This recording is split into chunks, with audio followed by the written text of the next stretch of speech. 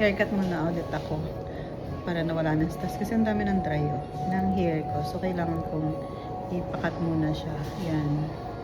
Para mabawasan siya ng konti.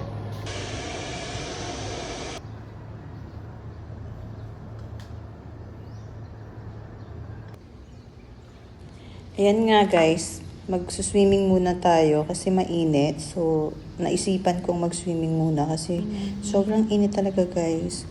So, tapos ayusin pa namin yung ano namin, Meralco. So, ayan, nag-start na kami mag-swimming kasi gusto namin mawala yung init. At least pag nag-swimming muna tayo para at least mawala yung init. So, swimming muna tayo dito. Ayan, nag-swimming muna ako.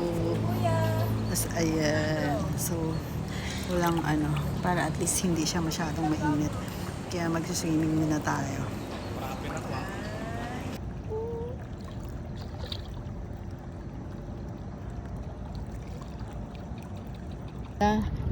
Magja-jogging ka, naka-makeup ka pa talaga. Ako nag-swimming ako.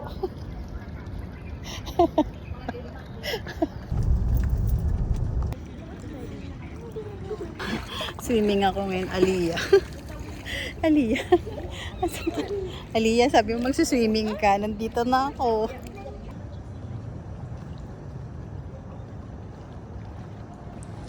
Ayan. After ng swimming, maglilinis naman tayo ng bahay.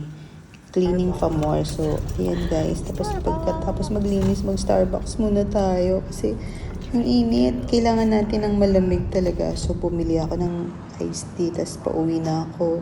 So, ayan. After na naman yan, magkukuking na naman tayo. So, ayan, naglilinis na ako, guys. Nagmabilis na. Tapos, ang chiko nga pala namin, guys, may, ano na siya, oh, may bunga na. Pero, ilang piraso lang na nakita ko dyan. So, ayan. Tapos, mag-grocery na naman tayo. Bibili naman tayo ng fruits. So, ayan, guys, bibili naman tayo ng fruits natin para at least healthy tayo sa fruits na yan. Guys, sobrang lakas ng ulan. Ano ba yan? Paano ako lalabas? Sa lakas ng ulan. Oh, lakas ng ulan guys. Sa sobrang lakas. Ingat tayo. So, ayun, sa sobrang init. Tapos biglang umulan. Buti naman, umulan. So, ingat tayo. Dala ng payong. Kaso lang, naku, may gagawin pa naman ako. Lakas ng ulan niya. Sobra. Ulan. My God. Ayan, pauwi na naman tayo. Nasa kalsada na naman tayo guys.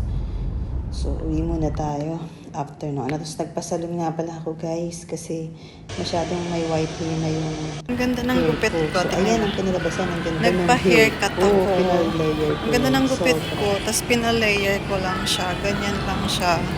Tapos, yan, pinalagyan ko lang talaga siya ng layer. Super pinabago ko yung hair ko para mas maganda siya. O, diba? Sa bench, doon ako nagpagupit. Nag-try ako ng mga lipstick nila dito sa Revlon. Parang ano